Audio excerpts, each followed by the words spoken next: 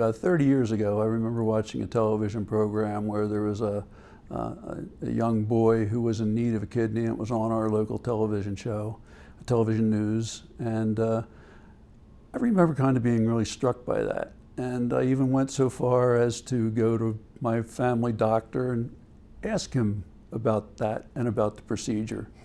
30 years ago, everything was a bit different, as we know, and he strongly discouraged me from doing it.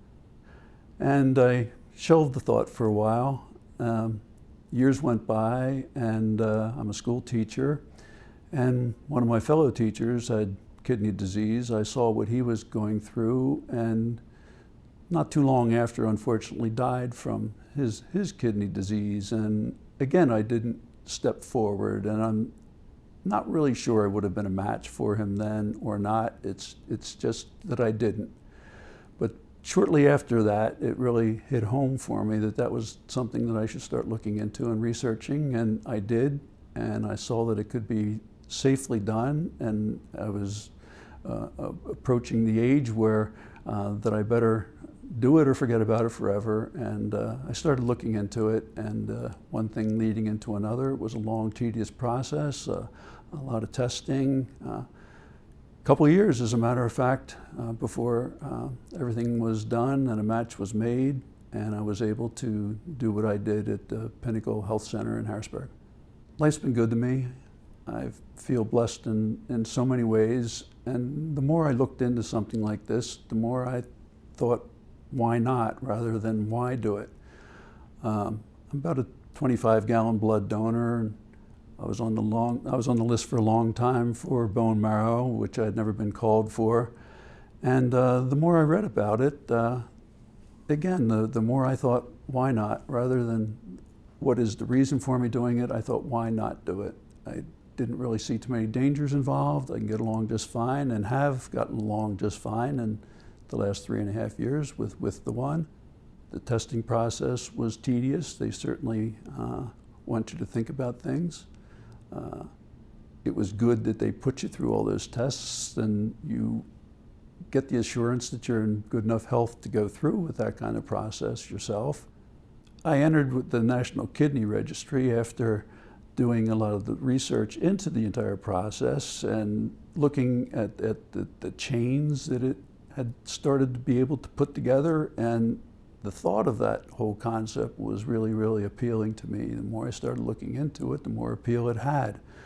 I went through the testing with them, and they found a match relatively quickly with this younger woman, was really all I was told, in the Cumberland Valley, in the Harrisburg area.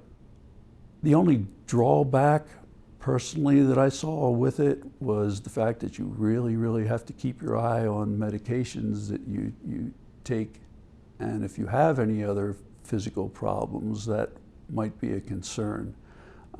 Thinking about in your future. I have my arthritis problems, and I had to stop Celebrex, and certainly my body felt that. The no Motrin and no Advil and things like that. It's something you have to be aware of and be willing to trade off on in your future. And I was willing to do that. Some nights laying in bed, I might have a little second thought about that, but not really. I think you're aware of the risks, and if you're willing to assume them, as I was, it was well worth it. But that's really the only drawback as far as I'm concerned. There certainly was a time element and a lot of anxiety. Probably the most difficult part of the whole process was talking my wife into going along with it. I was far more readily to do it than she was to give me her full support in doing what I wanted to do. Naturally, she's worried about it, and I would have probably worried more about her if she had chosen to do the same thing than I would about myself. Certainly, if I was in need of a kidney, I would like to think someone would step forward as a living donor, or I would be far enough up on the list because I did what I did do that I would be able to receive one from a deceased donor. Certainly I do love life, and if I needed another kidney to remain alive, that would be a real area of my concern. I know what people go through in dialysis. I know what a difficult life that is for many people that are faced with kidney failure. And I do know the many thousands of people that live in the hope of getting a kidney from someone to fulfill that need that they have to remain alive and have a better quality of life. Certainly I feel the same way. Talk about it with your loved ones and research it again. Don't be sold on doing it by the advice of any doctor or any organization. It's something that you have to decide in your own heart if it's right for you, if you're ready to accept the minimal risk involved and the minimal steps that you have to take out of your way in your own life to do what you have to do. If you're willing to do that, look into the risks, understand the risks, and if you're willing to accept it, go to the next step and talk about it with your doctor, and contact an organization such as the National Kidney Registry. Register with them, get their information, and take it one step at a time, and don't jump off the curb.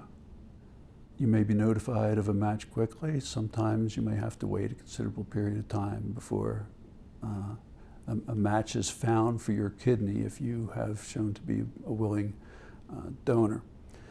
When that match is found, it's a matter of putting so many elements together to find the best time to do it, the place to do it, doctors do it, and how it's going to handle, and the insurance questions, and problems of missing work, and different things that have to be worked out. When a donor is located, hopefully everything falls into place. Sometimes things don't happen as planned. My donation was scheduled to occur in New York City at Wills Cornell, and as it occurred, the young woman recipient that I was scheduled to donate to got some kind of insect bite, and she reacted very poorly to that bite, and she was taken off the list. And I'm sure to her that was almost the equivalent of a death sentence. When you're told, here's your donation, we have a good match for you, it's going to happen, we're 2 weeks away, and now all of a sudden you're off the list. I can only imagine what that must have done to her. We decided to wait it out a little bit, to find out if the antibiotics that she was put on, the real strict course of antibiotics she would put on, would allow her to again be on the list, since we were such a good match. And we did wait it out for a couple months, and the procedure was transferred down to her area to make it a little bit easier for her and her loved ones. And after that, it was relatively smooth sailing. I never did meet her. I understood that it worked right away. I was told that I was a much bigger person than her, and my larger kidney enabled her to react very, very well, quick, fast. I helped one person, and I did what I thought was the right thing to do, and in a payback for a life that has been good to me. And I hoped it's enabled her to live a better life as a result. I don't feel the need to know her or know her well, or even exchange Christmas cards to that extent. In some ways it would be nice, and in some ways it's nice to have it left to your imagination. When we do something like this, I think we all want to think we're going to give it to a 12-year-old kid, and they're going to be healthy and happy and live a long, prosperous life because of what we did for them. And life isn't always that way. We do what we think is best and hope for the best. matches are made so much easier now, and organizations like the National Kidney Registry have made it so much better for donors and recipients, and they've made the whole procedure a whole lot easier for people going through a very traumatic period in their lives. It has saved a lot of lives. I'm glad I got in on it when I did, and I can only imagine what the future will be